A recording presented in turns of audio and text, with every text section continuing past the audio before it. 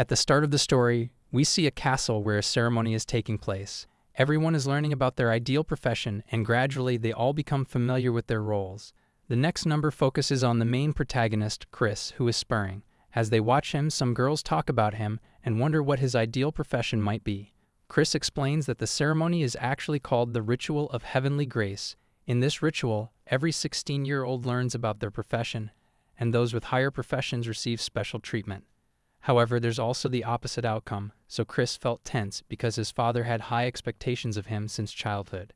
Despite Chris's worry, when his turn came, the ritual performer announced that his profession was farmer, and his skill was poison resistance. Hearing this, everyone was shocked, and his brother, Klaus, shouted in disbelief, "Chris is going to be a farmer?" Still, Klaus walked over to Chris and said, "It's okay," but Chris gave him an angry look. Next up for the ritual was Klaus. Seeing Klaus' kindness, the girls praised him, while Chris grew more frustrated.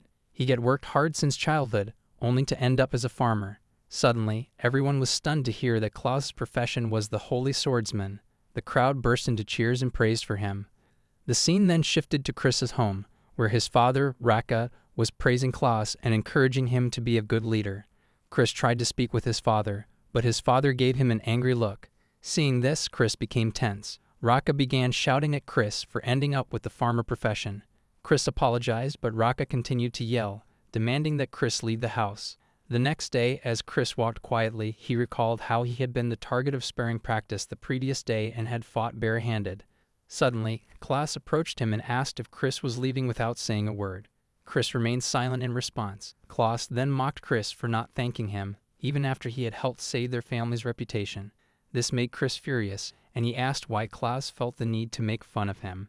Actually, Klaus had been weak since childhood, so he never received tough training from Raka, while Chris had to do everything. They had never spoken much until now, so Chris wondered why Klaus was trying to mock him. Klaus laughed and sarcastically asked why he was the one getting mocked. He pointed out that their father had always abandoned him, but now it was Chris's turn to be abandoned. Hearing this, Chris thought that maybe Klaus had his own reasons for thinking the way he did, but he couldn't understand why Klaus hated him. Chris even considered that if he had the choice, he was the one who wanted to change things the most. Klaus laughed again, saying that God was on his side this time. But what about Chris, a mere farmer? In response, Chris angrily shouted at Klaus, telling him to shut up. Suddenly, out of nowhere, Klaus drew the holy sword and held it in front of Chris's face, telling him not to be mad and asking if Chris wanted to be killed right then. In response, Chris also pulled out his sword, ready to retaliate. Seeing this, Klaus laughed and asked if Chris, as a lowly farmer, really thought he could fight against the holy sword. He added that if Chris wanted to, he was ready to go for it. While Klaus was blabbering, Chris stepped forward and placed his sword against Klaus' neck, leaving him surprised. In that moment, Chris thought that no matter what, he had gone through rigorous training, so even as a farmer, the outcome was to be expected. After that, Chris sheathed his sword and started to walk out of the house, but Klaus shouted, telling Chris to wait, saying it wasn't over yet. Chris replied that it was settled because he had no interest in fighting someone weak. Suddenly, a dark atmosphere surrounded Klaus, and he shouted that he would kill Chris. Hearing this, Chris was stunned and turned back, surprised to see that Klaus looked very different. Before Chris could respond, Klaus lunged at him, shouting that Chris was sacred trash. A massive splash of energy erupted, enveloping the area in a thick fog. When the fog cleared, it revealed that Chris was still safe, as Klaus had missed his attack. However, a massive crater had formed on the ground from the strike, leaving Chris in shock. Chris began to think that there was no way he could win. No matter how hard he practiced swordsmanship, it meant nothing against someone with the best profession. The overwhelming power difference was clear when Klaus' attack had shattered his sword into pieces with just one strike. While Chris was deep in thought, Klaus was preoccupied with himself, unaware that Chris had slipped away. Klaus was furious at Chris for tricking him yet again. Klaus angrily shouts for Chris to come back. The scene then shifts to a forest, showing Chris moving through the trees, looking exhausted. Exhausted, Chris looked around, and finding a clearing, stopped near a tree. He thought to himself that he'd managed to escape for now, but wondered what he should do next. Chris remembered Klaus's face filled with a deadly intent, and it made him anxious, knowing Klaus truly wanted to kill him. Certain that someone was following him, Chris decided he had to find a place to hide in the forest. Chris had nothing left to eat. If he weren't injured, he could have easily hunted animals or monsters for food, so he pushed himself to move forward, searching for something to eat and monsters to hunt. Chris felt a bit tense as he searched, thinking to himself that he had been in another forest before, but never this deep. The further he went, the more he noticed there were no signs of monsters. Eventually, Chris found a small cave where he could rest for a while, sheltered from the wind and rain. As he waited for time to pass, his stomach began to growl. He spotted a bug nearby, and with no other options, decided to eat it. Still hungry, he noticed a toxic plant, but thanks to his skill, toxic resistance, he could eat anything safely. As he started eating, he found the leaves surprisingly sweet, but the moment he bit into the flower, he was shocked. It was bitter and disgusting. He found more flowers and, despite the bitterness, forced himself to eat them. In the end, he wasn't satisfied at all, as the food only made him feel more exhausted. He tasted every flower, and after some trial and error, concluded that the Ninminkia asterisk was an exception. The more bizarre the appearance of the other flowers, the easier they were to eat, and they had flavors other than bitterness. The only problem Chris faced now was finding a source of water. All he could find was a muddy puddle. He wanted to return to the stream for fresh water, but he had wandered so deep into the forest that he couldn't remember the way back.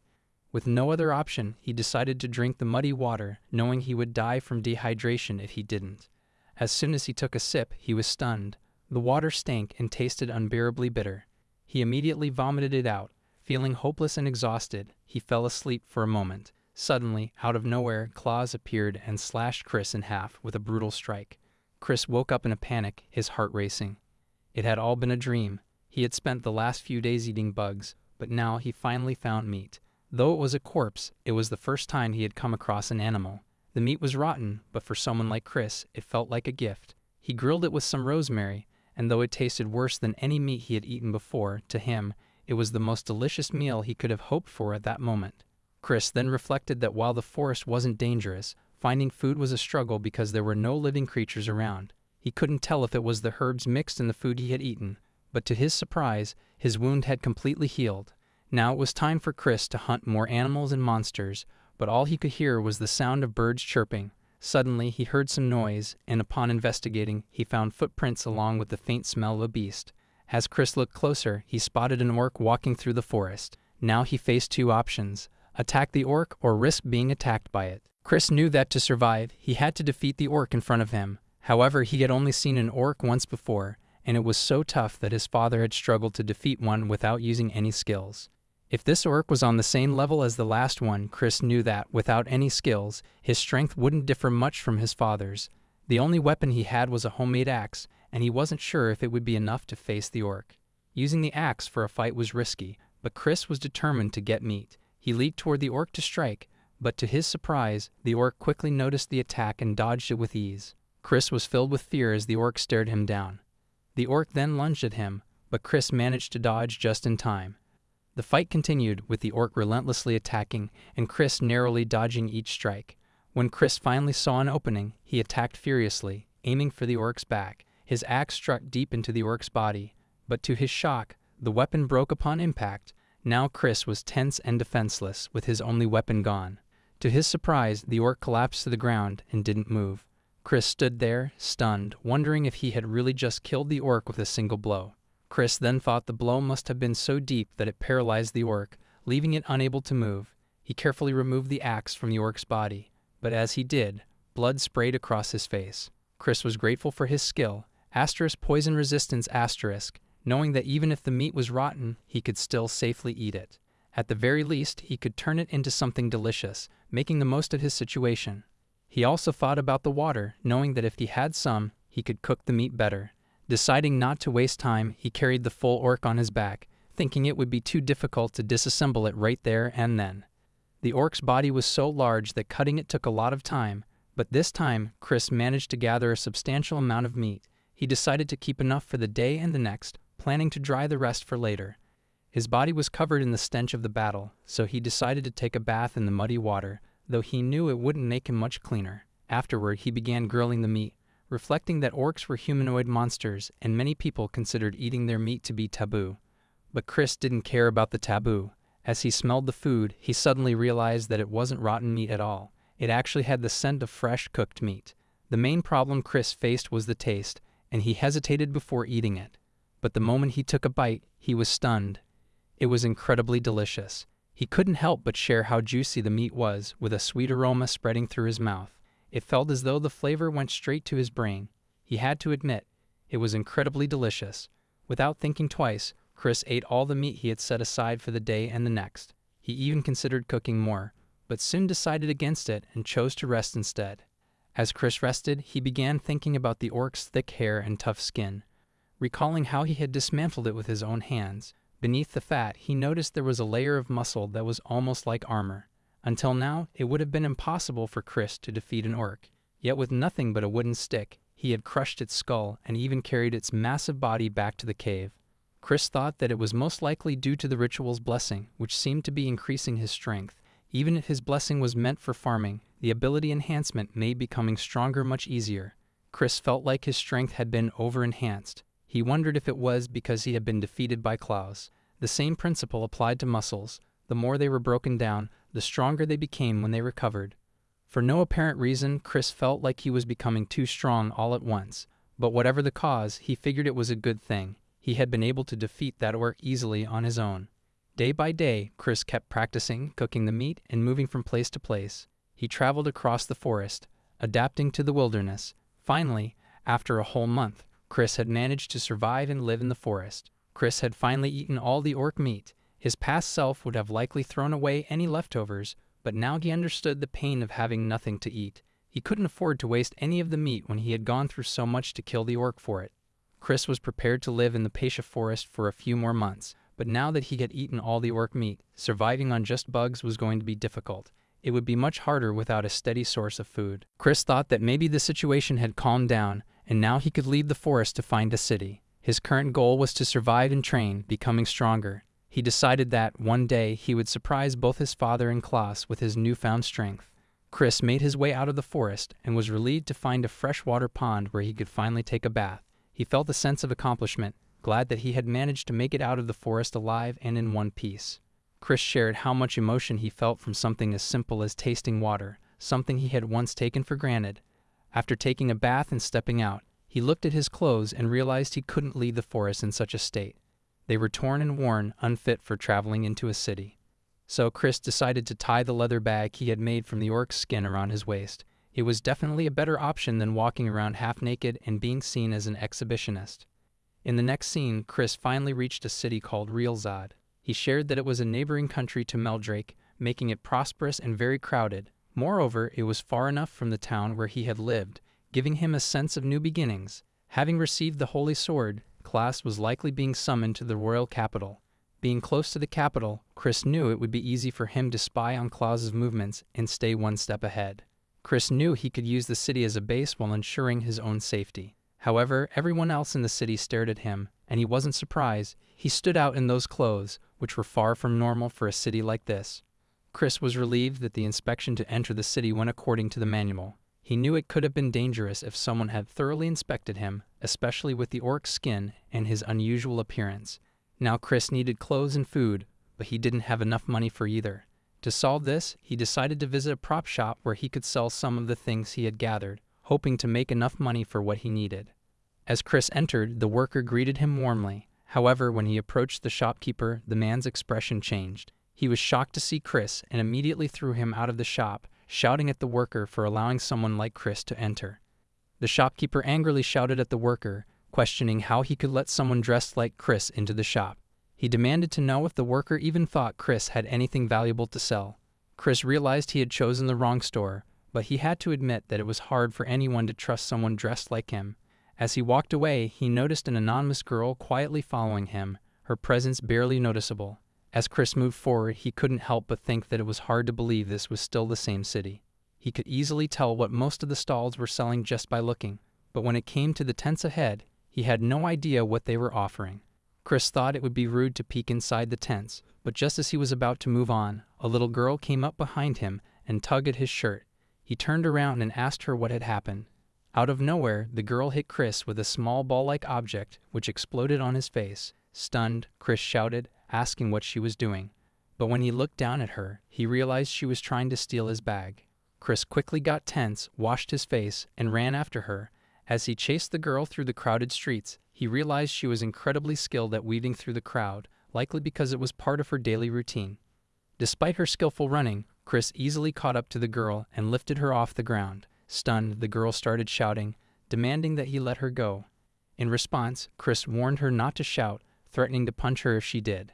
The girl fell quiet for a moment, making a strange, childish face, but as Chris looked at her more closely, he realized that she wasn't a little child at all. She was actually a girl around his own age. Chris angrily asked her why she had stolen his things, but she remained silent, replying only that she would be beaten if she told him anything. Furious, Chris shouted at her, threatening that if she didn't speak up, he would be the one to beat her. The girl finally responded, saying there was no other reason for stealing. She was just trying to survive. She then nervously asked if that was okay. Chris, in response, told her not to ask him and began wondering if she was lying or simply a foolish girl. Chris then asked if it wasn't her first time stealing and whether she didn't have any parents. She responded with a simple no when he asked about her parents. Chris, growing more curious, then asked about her accomplices. The girl hesitated, acting strangely, before finally responding with a no when Chris asked about her accomplices. Chris, already knowing she was lying, told her firmly that if she didn't tell him the truth, he would take her to the soldiers. Hearing Chris's threat, the girl became tense and quickly begged him not to take her to the soldiers. Chris, shouting at her to tell the truth, demanded more information. Reluctantly, she admitted that she did have accomplices, and they all lived together in an abandoned building. Chris asked how many people were in her group, and she replied that there were 2 people, including herself. He then asked if the other person was also a thief, to which she responded with a simple yes. As the girl started crying, Chris asked if the person she was with was nearby, implying that if he could reach them, she would be safe. The scene then shifted to some time later, showing the place where her accomplice was living. Meanwhile, a boy named Ralph was anxiously wondering about the girl, Hester. He muttered to himself, questioning why she was taking so long to return.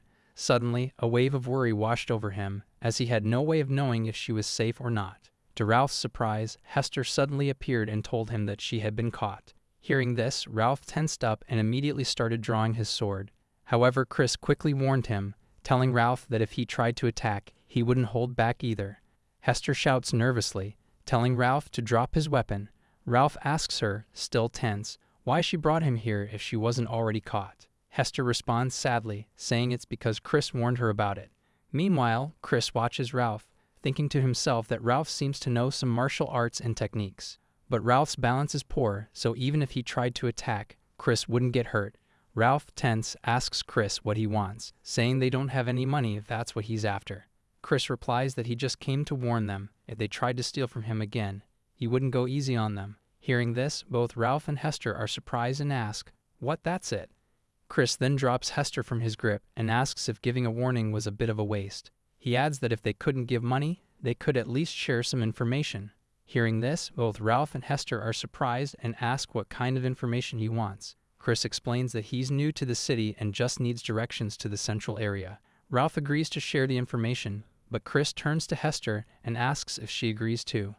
At first, Hester asks, "Why me?" But then, feeling tense, she replies with a hesitant, "Okay." Chris then tries to ask about their names, but Ralph shouts, telling Chris not to even think about it. Suddenly, to their shock, Chris says both Ralph and Hester's names aloud. They were confused about how their names got leaked to Chris. Chris then reassures them that he wasn't there to be friendly with them. After that, both Ralph and Hester explain the way and the roads to Chris. He thanks them, but Ralph doesn't seem very happy about it. Chris then tells him that whether they like it or not, helping him won't change anything. Ralph then asks if they can leave now, but Chris stops them and asks where they sell the things they steal. Ralph responds that they sell the items at a pawn shop run by an acquaintance. He then asks Chris why he cares about it. Chris simply tells them to show him the way. Both Ralph and Hester stare at him, tense and curious. Chris tells them not to worry, saying he just wants to sell stolen goods. Hearing this, Ralph is shocked and shouts at Chris, asking how, as a thief himself, Chris dares to scold them like that. Chris responds that he only stole once, and it was his father's belongings. Ralph shouts that no matter the reason, stealing is stealing, so Chris is no different from them. Chris responds with a simple yes, explaining that's why he said he'd overlook it if they showed him the way. More importantly, he adds that he doesn't care if they steal from others, but they just shouldn't steal from him. Ralph then confirms, asking if Chris really doesn't pose any threat to them. Chris responds with a yes, saying that as long as they guide him, he won't do anything. Ralph and Hester think it over for a moment, then agree. They all head towards the shop and enter. As soon as they step inside, The shop owner greets them, looking surprised to see a stranger with Ralph and Hester. The shop owner asks Ralph about Chris. Ralph responds that they just met Chris and he wants to sell some things. The shop owner is a bit surprised that Chris is someone they just met, but still he asks Chris for his name. Chris then introduces himself. The shop owner, hearing this, introduces himself as Rujens and greets Chris warmly. In the next scene, Rujens finally sees the items Chris had stolen from his father. Rujens tells Chris that he will carefully examine them, so meanwhile, Chris can go ahead and look around the shop. While exploring the shop, Chris finds many good items, but with his current money, he can't afford to buy them. After checking many items, Chris finds a book titled Asterisk, The Memoirs of Botanist Otto Asterisk. Chris says he has never heard of this person before, and it doesn't seem interesting, but somehow he finds himself drawn to it. So he decided to buy it if it was cheap, but when he saw the price, it was 3 gold coins. While Chris was still thinking about the book, Hester came over and asked if he would be able to read those characters. Chris responds with a yes and asks if she couldn't read. She hesitates to reply and finally says it's nothing. Chris felt confused, but before he could ask her anything, Rujens called them over, saying the appraisal was complete.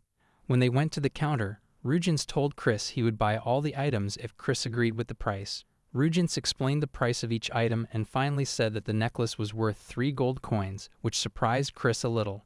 Rujens explained that it was because a sapphire was set in the necklace. Ralph interrupts and says that Rujens only offers such a buying price once every few years. Rujens asks Ralph not to eavesdrop like that. Ralph then surprisingly asks Chris not to tell them that he's from a rich family. Rujens asks Ralph not to interrupt while they're negotiating. He then mentions that the stopwatch is priced at 1 gold coin. Chris thinks to himself that his father's watch is cheaper than he expected. He had thought the watch was valuable because of how much his father treasured it. After thinking for a moment, Chris decided to sell everything except the watch. Rujens agreed to this. Chris thanks Rujens, to which Rujens responds that since it's stolen goods, he's offering a lower value than the original price, so it benefits him too. Rujens then asks if Chris has anything else. Chris shows the book, saying it caught his attention. Seeing the book, Rujens smiles and says that not many people notice it. Rujens then shares that it's a book he's quite interested in, and the content is intriguing. He set the price because of this, and it's been years since he last touched it. Chris then asks if the author had achieved something significant. Rujens responds that although the author isn't famous, he hasn't accomplished anything particularly extraordinary. The content of the book, if understood by a knowledgeable person, is a masterpiece that surpasses any other literary work, at least in Rujens' opinion. Chris says he's intrigued by the book, but doesn't have enough money to buy it right now, so he won't purchase it this time. Suddenly, to everyone's surprise, Rujens offers to let Chris pay him later whenever he comes back. Chris was stunned and curiously asked if he could really do that. He felt awkward saying it, but he reminded Rujens that he was just a guest selling stolen goods. Rujens laughs and says that it's not an offer everyone would make. He adds that it's a book that hasn't been sold for years, so even if Chris comes back later to pay, Rujens would still be in profit. Rujens also mentions that in the worst-case scenario, if Chris doesn't come back, he would take the money from Ralph. Hearing this, Ralph shockingly asks how he could be expected to pay for it. Everyone ignores Ralph, and Rujens asks if Chris is ready to take the book. Chris responds with a yes, saying that if Rujens had no problem, then he had no reason to refuse the offer. Ralph shouts again, asking them to wait, insisting that he definitely wouldn't pay for Chris. Rujens laughs at this. The scene then shifts to some time later outside the shop, where Chris thanks both Ralph and Hester, saying that because of them, he made more money than he expected. Ralph responds that Chris was lucky enough. Chris then asks both of them if he could treat them. Hester blushes and asks if Chris is really saying that. But Ralph shouts, asking Hester to wait, saying they haven't earned a single coin, so they should find something to sell. Hester responds that she thinks it would be better if someone invited them to eat, rather than searching for things to sell for the time being. Hearing this, Ralph didn't have anything to say in response, so he reluctantly agreed with her. But still, Ralph angrily asks Chris if it wasn't suspicious for him to treat them, considering they had tried to steal his things. Chris responds that it's just a gesture of gratitude for introducing him to a good place. Hester then asks Ralph to let Chris treat them, as they didn't have any money after all. Deep inside, Chris thinks that even though he doesn't have enough, living alone in the forest for the past month has made him appreciate talking with them, as it makes him feel more comfortable. The scene then shifts to the hotel, where they all order food and start eating. As Chris eats a lot, both Hester and Ralph stare at him. At that moment, Ralph says that although the food looks the same, Chris's dish seems tastier. Chris responds that during his days of survival in the forest, he ate orc meat without any seasoning. Ralph tensely asks Chris not to talk about that and praises him for surviving a whole month in the forest. Chris shares that for the first few days, he ate whatever he could find to avoid starving, and he even drank muddy water. Hearing this, Ralph is stunned and responds that eating poisonous plants must be fatal for sure. Chris reassures him, saying there's no need to worry because of his toxic resistance skill. Ralph asks how Chris can mention his skill so casually. Chris, confused, asks what the matter is, saying that whether he has the skill or not, nothing really changes. Ralph says that since he met Chris, he's been thinking that Chris is really easygoing.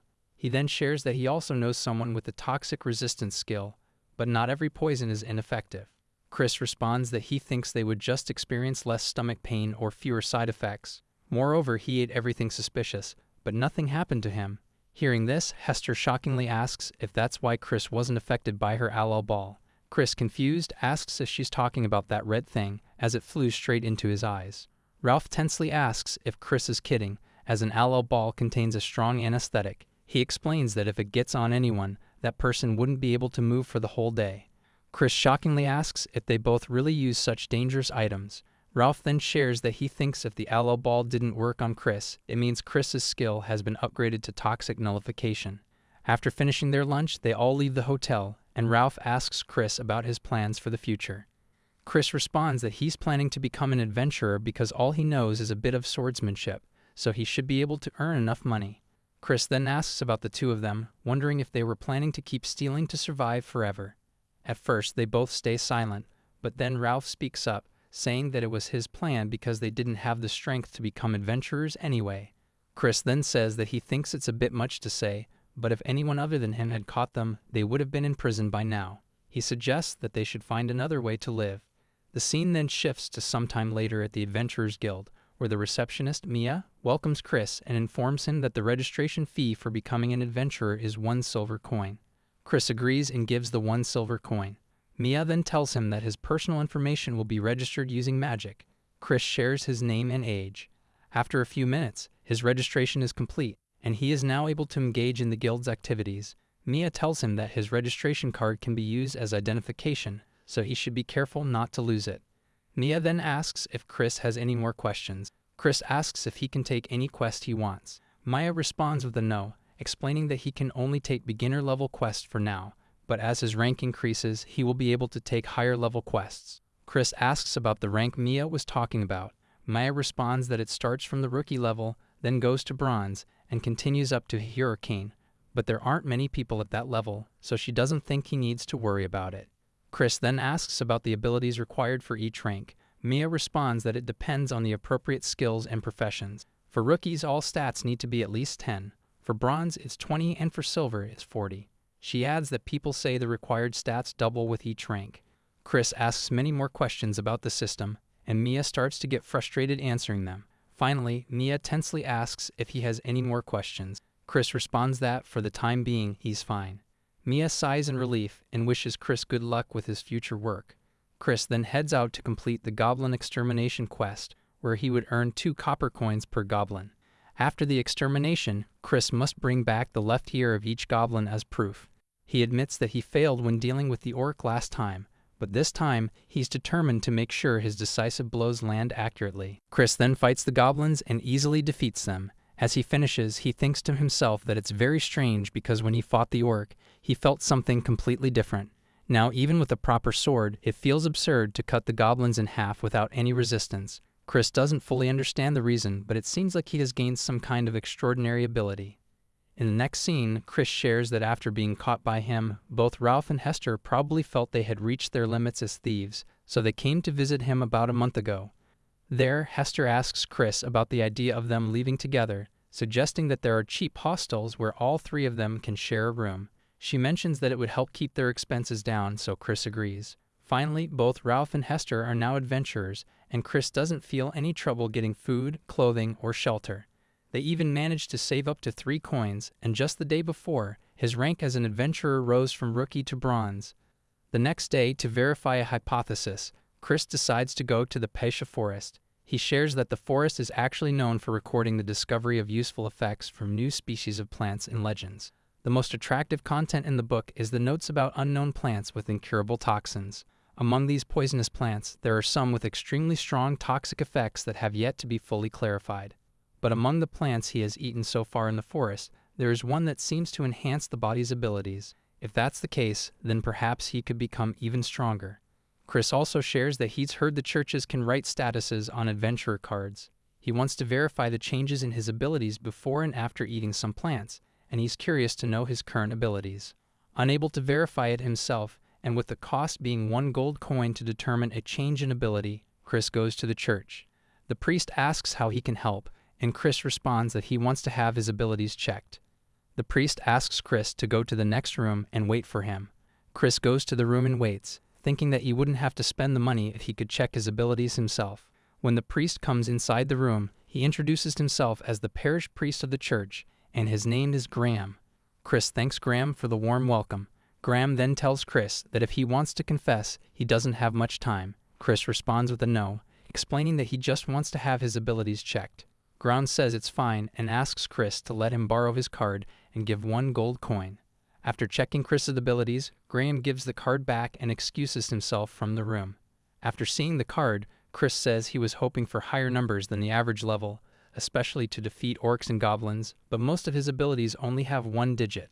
He realizes he's still far from reaching the rookie level. However, the numbers were written in parentheses, and if Chris's guess is correct, then these numbers added to the left of his original abilities must represent the increase in his abilities after eating those strange plants. Chris was surprised to see that the special skill wasn't toxic resistance but poison immunity. He wondered if the old priest Graham had misspoken. The scene then shifts to the next day, where Chris is packing his bag to go somewhere. Just then, Hester wakes up and asks Chris where he is headed. Chris replies that he has some business to take care of and won't be back for a while, so she should let Ralph know as well. He also mentions that he has already paid the rent for the days he'll be away, so they don't need to worry about it. Hester nods and says okay, understanding that she'll let Ralph know. Chris then heads off once more toward Pacia Forest. As he traveled deeper into the forest, Chris thought back to when he had left. He realized it had been a valuable experience, no proper food or drink, and he probably would have died long ago without poison immunity. Chris returns to the cave where he had survived for so long and notices that the bugs hadn't reproduced. He begins gathering some leaves and plants. At that moment, Chris reflects that over the past 2 months, he gathered information in various ways. Now that he has some observational knowledge, he realizes that even certain plants are sold for consumption. He also notes that even medicine and real Zad can be found in the forest. However, this time, he plans to gather only unknown plant species for verification. He also thinks that if he had remembered what he ate back then, it would save him a lot of time now. But at the time, he was only focused on survival, so he didn't remember any details. Chris only remembers the taste of the mushroom. It had a subtle flavor, but a sour aftertaste lingered in his mouth, along with a dry sensation on his tongue. He thought it was disgusting, but still better than a bitter-tasting plant. Next, Chris tried an insect-eating plant, and upon tasting it, he was stunned by how sour and rotten it tasted. Chris decided that the insect-eating plant was definitely not suitable to eat. His goal this time was to gather 30 poisonous plant species, so he couldn't afford to give up. Within a week, Chris successfully gathered 30 poisonous plants. He shared that before returning to the forest, he had been quite worried, but deep within the forest, there were no magical beasts. It was peaceful and easy to live in. On his way back to the city, Chris thought it would be more comfortable and that he could come here as a vacation. The only problem was that he'd have to eat those terrible plants for every meal. After returning to the city, Chris heads straight to the church to meet Priest Graham. Graham looks at him confused and asks if Chris is the one who came to check recently. Chris replies with a yes and apologizes for bothering Graham again. Graham tells him that it's only been a few days, so he didn't think there would be any changes in the abilities. Chris insists that Graham check again. Graham agrees and examines the abilities once more, writing them down on the card. As Graham checks, Chris thinks to himself that if his abilities haven't increased, then the plants he brought back will have been a waste. But to Chris's surprise, the numbers for physical strength and endurance had each increased by 1. This was proof that among the plants he had gathered in the forest, some could indeed increase abilities. Now that Chris knew which plants could enhance abilities, he realized that any method would work. As long as it gave him more strength, he was willing to do whatever it took. When Chris returns to his hostel, Ralph shouts at him, asking where he had been for a whole week without saying anything. Chris calmly responds that he had asked Hester to tell him. Ralph replies that he heard from Hester, but Chris should have at least told him directly. Chris remains silent in response. Ralph then asks again where Chris went and whether he was planning to leave the lodging. Chris calmly pushes a yakitori into Ralph's mouth, telling him to calm down. He also gives Hester her portion, and both of them thank Chris for it. Ralph asks Chris again where he went. Chris realizes that if he doesn't explain, Ralph will keep asking. So he tells him that he went to the forest because something was bothering him. Ralph, looking confused, asks Chris what was bothering him. To change the topic, Chris quickly asks Ralph about their job as adventurers. Both Ralph and Hester respond tensely, saying they feel completely useless as they're only able to hunt 5 goblins a day for 1 silver coin. Ralph explains that the rent here costs 4 silver coins and food costs 6 silver coins, leaving them barely enough to live on day by day. Chris agrees with them, acknowledging that it doesn't look easy, but encourages them to keep trying. Ralph was about to say something, but Chris cuts him off, responding with a firm no. Ralph gets frustrated and shouts, telling Chris that he hadn't finished speaking yet, and once again asks Chris to join a party. Chris responds that this is exactly why he said no, as he doesn't have the spare money for it. Ralph shouts, insisting that Chris isn't lying, and argues that Chris should have spare money since he hadn't worked for a whole week yet is still alive. Hester, surprised by Ralph's behavior, watches the exchange in silence. Chris responds angrily, saying that what he could afford now is the result of his hard work. He then asks Ralph if he was hoping for things to be that easy, then to give back the food Chris had been providing them. Ralph immediately apologizes to Chris. Deep inside, Chris thinks about them, feeling conflicted. He doesn't have enough spare money to help, but if there's any exploitable value in them, he might be able to do something. Chris asks them about their compatible skills and professions. Ralph responds tensely, saying it's just an ordinary profession. Chris reassures them, saying it's okay and they don't need to be so cautious. He adds that if he had wanted to kill them, he would have done it a long time ago. Hester tells Chris that her compatible profession is wizard and her skill is magic healing. Hearing this, Ralph shouts at Hester, asking why she told Chris. Hester calmly responds that it's okay if it's Chris. Actually, wizard is one of the combat-related professions, but it's considered the weirdest of them all. It's said to be the most unconventional profession. Chris also shares that manipulating magic is extremely difficult, and in order to cast magic, one either needs to attend a magic school or self-study from magic grimoires. Chris tells Hester that her profession is better than his farmer profession, but still unlucky. Hester agrees, but tears up as she says the profession has potential, and she still wants to become a full-fledged wizard. She also admits that she started stealing to earn money to buy magic grimoires. Hearing this, Chris finally understands why Hester had asked him if he could read. Hester asks Chris if, once she manages to get a magic grimoire, he could teach her how to read. Chris thinks to himself that just by learning magic, a wizard wouldn't be inferior to high-level combat professions, but he wonders if she might change in the future.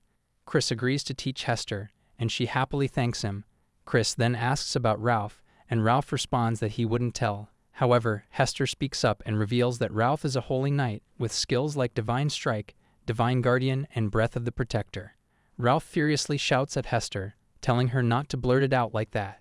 Chris, on the other hand, is stunned to hear it. Holy Knight is a high-ranking combat profession, and a Holy Knight could even join the Royal Guard. Chris adds that the Holy Knight ranks among the top professions as it doesn't require becoming a close-quarters guard, but still allows one to be an adventurer. Hester responds that she understands what Chris meant, but then adds that Ralph was seriously injured when he was little. He had injured his knee at that time, and even now, he still couldn't move properly due to the lingering pain. At that moment, Chris recalls their first interaction and says that now he can understand why Ralph's balance wasn't smooth. He adds that, considering everything, they were probably the only ones in a party of combatants who were struggling against goblins. Ralph agrees with Chris, acknowledging that they've had bad luck so far, and he was particularly unlucky in the beginning. Chris then asks if Ralph's knee gets better, everything would be fine, right? Ralph responds with a no, explaining that since he was a child, the village doctors told him it couldn't be completely treated. Chris, confused, asks why Ralph would give up just because the village doctors said so. Ralph responds frustratedly, saying that he didn't give up at first and searched for different doctors, but there was no way to cure it. Chris then asks Ralph if it happened when he was little, right? Chris then tells Ralph that he couldn't say for sure, but it wouldn't take long. Ralph, confused, asks what Chris means by that. Chris responds that, for the time being, they both have potential, and he plans to form a party with the two of them. Hearing this, both Ralph and Hester are surprised and stare at Chris with different expressions. Chris, however, isn't happy with himself, realizing that he's doing the same thing his family had always done to him. Chris tells Ralph that he doesn't feel like teaming up with them as they are now. Ralph, tense, asks what Chris means by that. Chris responds that once they've gained enough skill to hunt goblins with ease, they could form a proper party. Ralph shouts, telling Chris that he asked him to form a party because they couldn't hunt goblins properly, so it's putting the cart before the horse. To Ralph's surprise, Hester agrees with Chris. Chris confidently says that it's decided now. Ralph then shouts at Hester for her decision. The scene shifts to the next day at the guild, where Chris has arrived again to take on a new quest. Mia happily tells Chris that, for the time being, he can take on bronze-level quests. Chris, curious, asks what kind of quests are available at the bronze level. Mia responds that there are many types of challenges and asks if Chris prefers quests that involve a large or small number of exterminations. Chris replies that he just wants a few. After checking, Mia takes out 4 quests and asks Chris about them. The quests are exterminate lost cattle birds, exterminate baby lizards, and exterminate bubble wisps that appear in the abandoned village to the east. The last quest option is to exterminate hydro slimes that appear in the lower reaches of the Mitria River. Chris, confused, asks why there are quests with designated locations and some without. Mia responds that the quests without designated locations are given by people who want materials from those specific monsters. Chris just needs to bring back their bodies to complete the quests. Chris asks if that means quests with designated locations involve exterminating monsters that are causing harm, right? Mia responds with a yes. Chris then asks which of those quests has the highest reward. Mia replies that exterminating the lost cattle birds is the quest with the highest reward. Mia explains that the quest for exterminating lost cattle birds is from the meat processing shops, and Chris needs to bring back the entire body. The reward is 1 gold coin, and depending on the size, it could increase to 3 gold coins. Chris then asks about the lowest paying quest. Mia responds that the hydro slimes and bubble wisps both have a reward of 4 silver coins. Chris wonders to himself that even the lowest paying quests only require defeating one, which is equivalent to 20 goblins. Chris thinks that if he chooses based on the reward, it's better to go for the lost cattle birds, but there must be a reason for the higher price. He starts considering all the scenarios, whether he should go for a higher risk, higher reward quest or a safer one. In the next scene, Chris is walking through a forest when he comes across a hydro slime, which he finds really disgusting. Chris explains that he chose this mission thinking it would be easy, but now he's not so sure. Even if he defeats it skillfully, his weapons and gear will be covered in its awful smell and might have to be thrown away. The hydro slime was as tall as Chris, and there was a dark spot in the middle, which was its core. Chris couldn't afford to be careless because he wasn't sure which side was its front. Still, Chris pumped himself up and charged at the hydro slime, aiming for a decisive strike to finish it off. He hit the core successfully, but to his surprise, the hydro slime didn't go down. Chris decided to strike once more, and this time he finally defeated the hydro slime. Frustrated, he vowed never to take the same mission again. The scene then shifted to 1 month later, where Chris shared that he had learned a valuable lesson from his failure in choosing the hydro slime as his target. Now, without any trouble, he was successfully completing bronze missions. Chris also mentioned that in the afternoons, he finishes reporting his missions and spends the rest of his time practicing swordsmanship and learning about plants. Chris then visits the Rugent's shop again. Seeing him, Rugent asks if Chris came to check out the weapons. Chris replies, no, he was there to pay for the book this time. Chris apologizes for making Rugent wait. Surprised, Rugent asks if Chris has enough money to pay, mentioning that Chris can pay any amount he can afford in advance. Chris reassures Rugent not to worry, saying he has enough money to pay. He then expresses his deep gratitude, explaining that he probably wouldn't have realized the potential of those poisonous plants if Rugent hadn't given him the book. Chris then pays the money, and they both greet each other. Before leaving, Chris asks Rugent if there are any necromancy scrolls in the shop. Hearing this, Rugent crouches down slightly and pulls out something, telling Chris that it may be a little old, but they are indeed necromancy scrolls. Rugent also mentions that Hester asked him to keep the necromancy scroll and not sell it, so he had kept it for her. Chris, confused, asks why Rugent didn't ask Hester to pay later. Rugent responds that the pay later deal was only because he trusted Chris, so he made that decision. As for Hester, he says that once he gives it to her, she would just run away without paying. Chris is surprised and tells Rugent that he thought they all knew each other for so long. Rugence agrees, explaining that the reason he didn't offer Hester the same deal was precisely because they've known each other for so long. Rugence then asks if Chris is planning to buy the scroll. Chris asks about the price, and Rugence tells him that he would take 2 platinum coins for the necromancy scroll. Hearing this, Chris is stunned, realizing that 1 platinum coin is equal to 10 gold coins, and he never expected it to be this expensive. Rugence agrees with Chris, admitting that he also spent a whole day contemplating whether he should buy it or not. Rugence then says that the necromancy scroll is very expensive, and he should have asked for some money in advance. However, because it's Chris, he's willing to accept full payment later. Chris is surprised by Rugence's offer, but then he pauses to think. The purpose of the necromancy scroll was for Hester to learn magic, and if she did, it could be beneficial for him to join forces with Ralph and Hester. However, Chris decides he can't go into debt just because of Hester, so he politely declines the offer. He then heads back home and spends his time working on something related to the plants. Chris shares that he has some spare money, so he plans to visit the church to check on any status changes. He also mentions that he managed to gather some poisonous plants from the forest last time, dried them, and ate half of them. But the moment he ate them, he felt a bitter taste and started shivering. Afterward, he heads towards the church to check if he had gained any points in his skills. Chris thinks to himself that it would be troublesome if only one side of his skills increased, so he hopes it won't turn out to be as unlucky as that. When Chris reached the church, Graham looked confused and tense upon seeing him again. He nervously asked, "It hasn't been that long since the last time. Why was Chris coming in the church again?" Chris reassures Graham that it's fine, even if his abilities don't change, he won't complain. Graham agrees and proceeds to check Chris's abilities, then writes the updates on the card. Graham tries to act friendly and praises Chris for his determination. Chris responds, saying he already knows that and that Graham doesn't need to repeat it over and over again. Graham sadly apologizes for being so persistent and then leaves. Afterward, Chris checks his status and sees that there's a change on the left side, but no change on the right side. Chris interprets that the increase is probably the result of his own efforts after a month of hunting demons. However, Chris feels disappointed that even after defeating so many demons, his abilities only increased as much as they did from eating the plants. On the other hand, Chris realizes that among the poisonous plants, some may have the ability to make him stronger. However, the ones he ate this time don't contain any type that can enhance his abilities. What Chris fears the most is that drying the plants might have rendered them ineffective, so he decides to eat the remaining 15 types and check again to be sure. By the time Chris returns to the lodge, he sees both Ralph and Hester sitting on the ground in front of the door. Ralph is about to say something, but before he can, Hester hits him on the head, telling him to shut up. Hester then tells Chris that they now have enough strength to easily defeat goblins and asks him to join their team. Chris thinks to himself that at first, they always came home exhausted, but lately they had been spending their time relaxing. He realizes that the moment he had been expecting had finally come, and much sooner than he had anticipated. Chris agrees to join them and tells them he'll come the next day to check everything out. Hester thanks Chris and even shouts at Ralph, telling him to say thanks to Chris as well.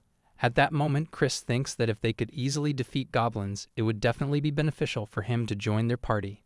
He then offers them the grilled skewers again. After this, Chris writes down the results of his experiment. Since the poisonous herbs he ate didn't enhance his abilities, he decides to disregard these 15 types of plants. He also thinks that it was a waste of money and manual labor, but when he considers the effort needed to become stronger, he doesn't feel it's too much trouble. Ralph approaches Chris and asks about the pile of dry grass. Chris responds that it was probably fatal. Hearing this, Ralph tenses up and asks why Chris would bring something like that home. Chris responds that as long as they don't eat it, it's fine. Ralph, still tense, asks if Chris brought these leaves to sell, wondering if that's how he has extra money. Chris responds that the leaves are for him to eat, as he already mentioned having the poison nullification skill. Ralph, still tense, says he thinks that even with a skill like that, it's not a good idea to eat those poisonous plants. Ralph even asks if the dry grass was delicious. Chris responds with a no, saying it tastes terrible. In the next scene, they are all heading towards the forest to hunt. On the way, Chris mentions that he's always wondered why Ralph leaves so early in the morning. Ralph responds that it's because of his legs, which slow him down and make travel take longer. Chris then offers to carry Ralph on his back. Ralph furiously shouts that he's fine and can walk on his own. Chris responds that Ralph is too slow, and if Ralph doesn't cooperate, he'll drop the idea of forming the team. Ralph reluctantly agrees with Chris. Once they reach the forest, Chris asks both Hester and Ralph to show how easily they can hunt goblins. Ralph and Hester both respond with an okay. Hester asks Ralph to do the same as last time. She then moves further into the forest in search of a goblin. Upon finding one, she strikes the goblin's head with a wooden stick. The goblin furiously stares at Hester, causing her to start running toward Ralph. As the goblin chases her, Ralph suddenly gets up and kills the goblin with his sword. After completing the task, Hester asks Chris what he thinks about it. She admits it was a bit clumsy, but at least they were able to hunt goblins easily. Chris is amazed by how they both work together to take down the goblin. He agrees to form a party with them. Hearing this, Hester gets excited and starts celebrating. Ralph responds that he can hunt goblins on his own and doesn't really need to join a party. Hester, furiously, shouts at him and asks if he wants to spend his life as a rookie adventurer, hunting goblins forever. Ralph tensely responds that he was just kidding. They both agree that they count on each other. Chris then shares that he'll head back first, and they can discuss the details later that night. Hester agrees with Chris, but Ralph shouts, asking if they just formed a party and whether Chris wasn't going to hunt with them. The scene then shifts to some time later, where Ralph and Hester return to their hostel lodging. They hand Chris some skewered sticks. Chris tells them that he brought some things too, as it's their party founding day. Hearing this, Ralph asks if that means they didn't have to buy anything, but he adds that they could never have too many skewers. Chris responds that he didn't get skewers this time for eating. He shares that he brought Sika's steamed buns, Morwera's sashimi, and even Maruha's seasoned rice. Seeing the food, both Ralph and Hester are stunned and shout that all of it is from those famous shops they could only drool over. They can't believe it, saying it's amazing. They ask again if it's really okay for them to eat such expensive foods. Chris responds with a yes, since they're a party/team now. After that, they all begin eating the food. While eating, Chris asks them about their future objective. Hearing this, both Ralph and Hester look at him confusingly. Chris then clarifies that he's asking if they have a solid goal beyond the vague idea of just being adventurers together. Ralph asks if eating a lot of food isn't good enough, but Hester gives a thoughtful reply, saying she wants to become a mage and earn money. She then asks if a personal goal isn't good enough. Chris responds that personal goals are fine too, and asks Hester if she would leave once she becomes a mage and starts earning. Hester replies that it's complicated for her. Ralph, confused, says he doesn't get it and points out that Chris started this topic, so he should go first. Chris responds that his goal is to get revenge on his brother. Both Ralph and Hester are surprised and ask if Chris means he wants revenge. Chris responds with a simple yes, confirming his goal. Ralph shouts that Chris should handle it on his own. Chris responds that if he could do it alone, then why would he bring it up with them? Ralph, still confused, asks Chris if Klaus is his brother, right? Chris responds that Klaus is also the strongest human alive. Hester asks if there's a backstory to that. Chris then shares everything, explaining the situation. After hearing this, Ralph responds that he now understands why Chris fled to that forest. Chris responds that if he hadn't tripped back then, he would have been killed. Thinking about it now, he's certain that next time, if Klaus gets the chance, he'll surely kill him. Now both Ralph and Hester understand Chris and agree with his revenge plan, but Ralph refuses to help Chris kill Klaus. Chris simply responds with an okay. Suddenly, Ralph thinks of something and shouts, asking if the grass Chris has been messing with every night is actually poison meant to kill Klaus. Chris responds with a no, explaining it's for his personal use. He adds that he doesn't think poison could kill the sword god, and even if it could, he wouldn't choose that method. Ralph then asks more about the grass. Chris explains that it's a poisonous herb that boosts latent abilities, and eating it gradually strengthens his body. Ralph, shocked, asks if a plant like that really exists. Chris responds that only someone who can eat poisonous plants would discover it, and he might be the only one who knows its effects. Chris then asks about their goals. Hester shares that her goal is to become a mage and be useful to both Ralph and Chris. Satisfied with Hester's answer, Chris then asks Ralph about his goal. Ralph responds that he wants to become the strongest adventurer recognized by everyone. Chris smiles and says that's the same goal as his. Ralph, confused, asks, what does he mean by that? Chris explains that his brother, Klaus, is said to be a once-in-a-century prodigy. Klaus isn't famous yet, but soon he'll be hailed as a hero.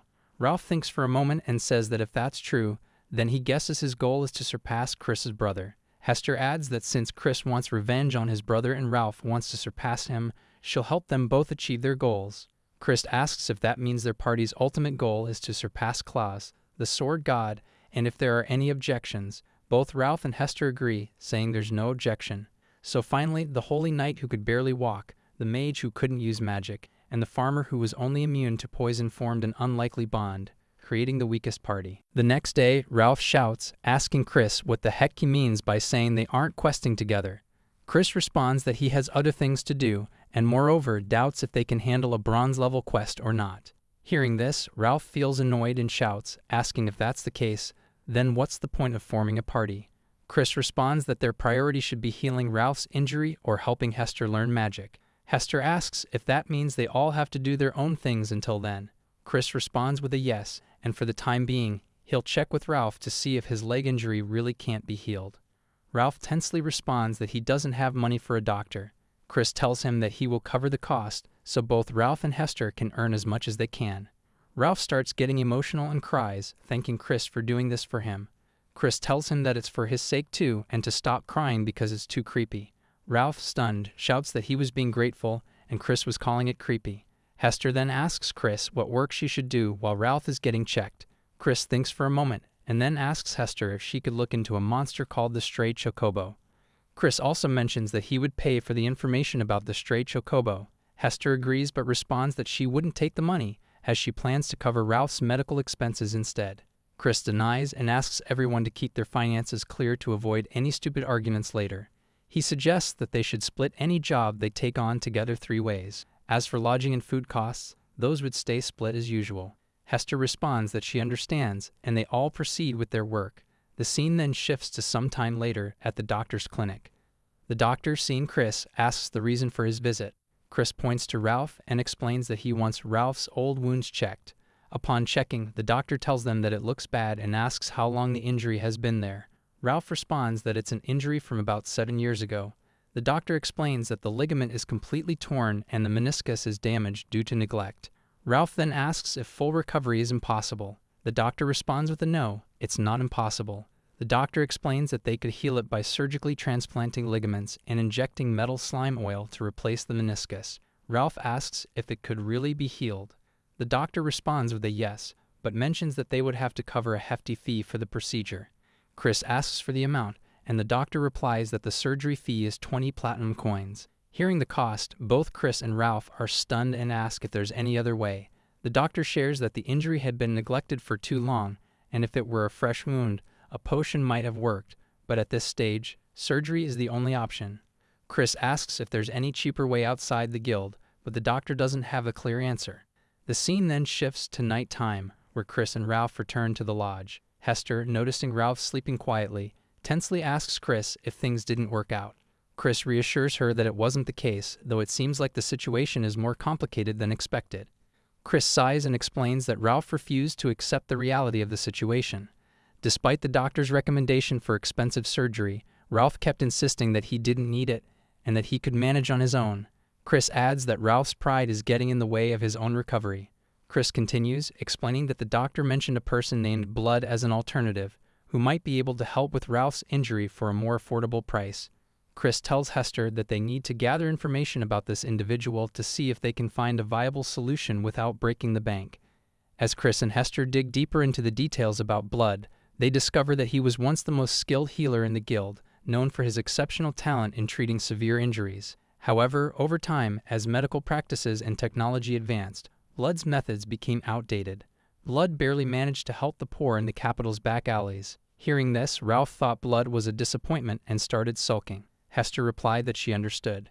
Chris then told Hester that Blood was in the capital, and he couldn't go because Klaus was there, and they might run into each other. He offered to cover her travel costs and just wanted her to go with Ralph to negotiate with Blood. Hester agreed and told Chris to leave it to her. After that, Ralph and Hester visited the capital. There, Chris shared that after many visits, his stats had finally increased, and he could now fully identify plants. After Ralph and Hester left for the capital, Chris went to the Pasha forest to gather 2 types of poisonous plants and search for new species. The first type has cute purple flowers and boosts vitality. It doesn't look poisonous, but the evidence suggests it's a deadly plant that kills whatever eats it.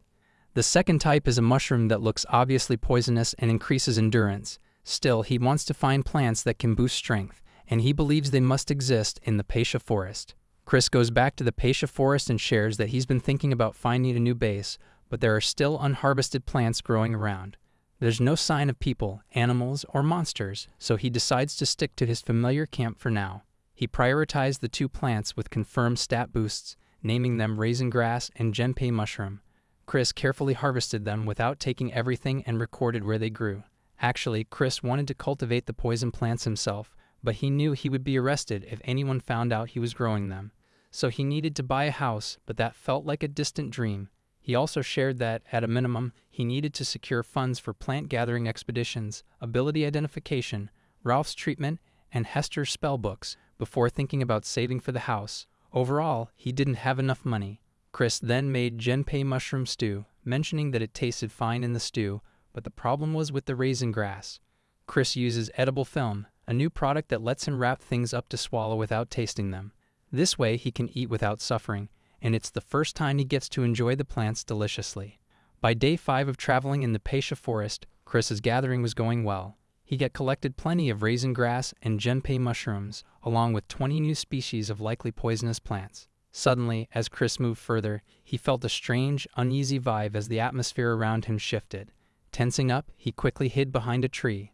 At that moment, Chris shared that he had never encountered anything like it before, so he thought it was just a rumor. Slowly, a monster-like creature began to approach him. Chris revealed that it was the guardian of the Peisha forest, and he believed its name was Duke Ursus. Chris also shared that Duke Ursus sees everything in sight as prey, and once someone is marked by it, that person is as good as dead.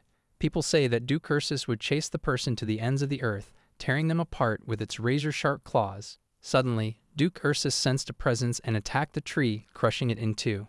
Thankfully, Chris was safe, but he nervously thought to himself that everything had been going so well until now. How did it come to this? At this rate, Duke Ursus would find Chris, and he couldn't think of a way to escape. With no other choice, Chris decided to face it and fight with everything he had. Chris decided to attack first. He climbed a tree, waiting for the right moment. When Duke Ursus got into position, Chris leaped down and drove his sword deep into the creature. It was the perfect positioning, a flawless strike from an even higher vantage point, maximizing the power of gravity, or so Chris thought he had done. But at that moment, Duke Ursus simply turned around and attacked Chris with its claws. Chris was sent flying, crashing into a tree. By the time Chris could move again, Duke Ursus was already rushing toward him, ready to slam and crush him. But Chris managed to stand up and block Duke Ursus' attack with his sword. In a desperate move, he fed the raisin grass to the creature. It was his last attack, because if the poison didn't work, he was done for. After eating the raisin grass, Duke Ursus began to shiver, even vomiting blood. But somehow it managed to hold its ground, refusing to let itself vomit further. Seeing the effects of the raisin grass poison take hold, Chris thought to himself that it was clearly working. However, he knew he couldn't lose his cool. The Duke Ursus being immobilized seemed like an incredible opportunity, but Chris wasn't at his best after that last hit. Chris decided to heal himself first, then finish Duke Ursus off in one blow, not giving it a chance to counterattack. Both Chris and Duke Ursus locked eyes, then charged at each other, ready to strike.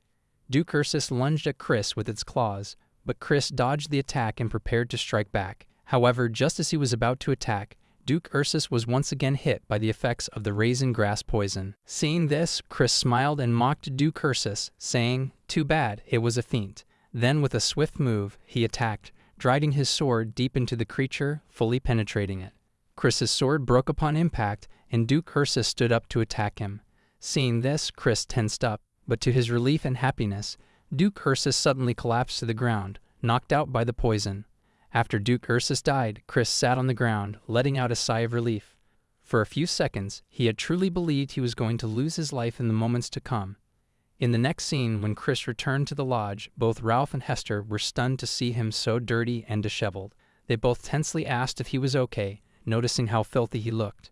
Chris responded that he had been ambushed by a monster in the forest, managed to take it down, but had to flee before more showed up, so there was no time for a bath. Hester got scared and tensely asked if Chris was hurt. Chris told them it was just some aches, nothing serious. Ralph, looking tense, said that if Chris called it a monster, it must have been nasty, and asked if the forest was off limits now. Chris responded that he was totally fine and would head back there soon. Hearing this, both Ralph and Hester were surprised. Ralph tells Chris to leave but warns him not to die there. Chris reassures them not to worry, but they still say it because they are teammates. Chris simply shows them the skewers and asks them to eat, which convinces them easily. He then asks Hester about the progress of their side mission. Hester responds that she found Mr. Blood and talked to him. He lives in the black market and seemed desperate for money. At first, Mr. Blood offered 15 platinum coins for the surgery, but after Ralph and Hester refused, he begged them and was willing to do it for 5 platinum coins. Hearing this, Chris got happy as it would put them on the right track, but Hester disagreed, thinking that 5 platinum coins was already too much and wondered if it was really okay. Chris asks Hester to forget about those concerns, saying he joined them to fix his own work too. Moreover, they would make sure Hester learns magic, no matter what. Hearing this, Hester got excited and started thanking Chris. Seeing her, Chris tells her to drop the formalities and speak casually since they were the same age. But Hester thinks for a moment and refuses. Ralph then tries to ask something while eating, but Chris angrily tells him not to talk with his mouth full. Ralph quickly gulps his food and asks about Chris's journey, saying there must be more to it than just killing that monster. Chris responds that it was a great haul, but he was attacked just before heading back. Then Chris takes out a bag full of plants. Seeing this, Ralph nervously asks if the bag is full of poisons. Chris responds with a yes. Hearing this, Ralph feels a bit down, saying it means Chris is already stronger than both of them. Chris then tells Ralph to be happy about it, as it means he's getting stronger to earn for all of them. Ralph responds that he knows, but it's a matter of pride and honor. The next day, Chris is set to complete a quest, and his target is a stray cowbird. Hester recommends Chris take the abandoned Northwest Road. Apparently, few people pass through it, so there aren't many sightings or hunt reports, but a handful of hunters still use the area. Upon reaching the area, Chris finally spots the stray cowbird. It's a cow with horns and wings. He shares that its appearance matches the information he had, adding that although he had never eaten one before, they are considered edible monsters. They had wings but couldn't fly, only able to jump a bit higher. However, if someone let their guard down, a body slam from the cowbird could end their life. To kill them, Chris knew he had to attack from a distance where they couldn't reach him. But he also had to fight up close, staying alert to avoid their deadly body slams. Chris slowly moved behind the stray cowbird and attacked it from behind. The sudden strike made the cowbird furious, and it aggressively turned around to attack Chris. But Chris was ready, holding another weapon to counter its move. Chris easily kills the stray cowbird and hooks it up on a tree. He then starts thinking about how to bring it back to the city. He also thought that the request only asked for the flank, tongue, and skirt. If he butchered it in the plains, he could minimize what he had to carry back. The scene shifts to some time later in the city, where the butcher is apologizing to someone and explaining about the entrance. Suddenly, he is stunned to see Chris carrying the whole stray cowbird. Chris explains that he is the adventurer who took the request, so he brought the stray cowbird to them. After inspecting it, the butcher said the stray cowbird was huge, perfectly drained and gutted, and still fresh. He also mentioned that it might be the best stray cowbird they had ever received. Chris, surprised, asks if the butcher is serious. The butcher replies that most adventurers don't bring in the whole animal, and he doesn't know any who could process it this well. Hearing this, Chris asks if that means the butcher will pay top-notch for it. The butcher responds with a yes, maybe, and asks Chris to wait while he first cuts it to check. The butcher then asks a boy to get Chris a towel and cook some meat for him. Chris, confused, asks if the butcher is sure, saying it's on the house. The butcher tells Chris not to worry and to consider it a service fee. So Chris waits while the butcher cuts and appraises the cowbird. In the next scene, it shows that Chris received 5 gold coins as a reward. The request was for 3 gold coins, but the butcher increased it since the cowbird was large and in great shape.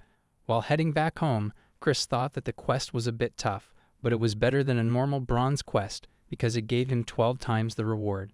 He finally smiled, thinking that at this rate he would be rolling in cash in no time.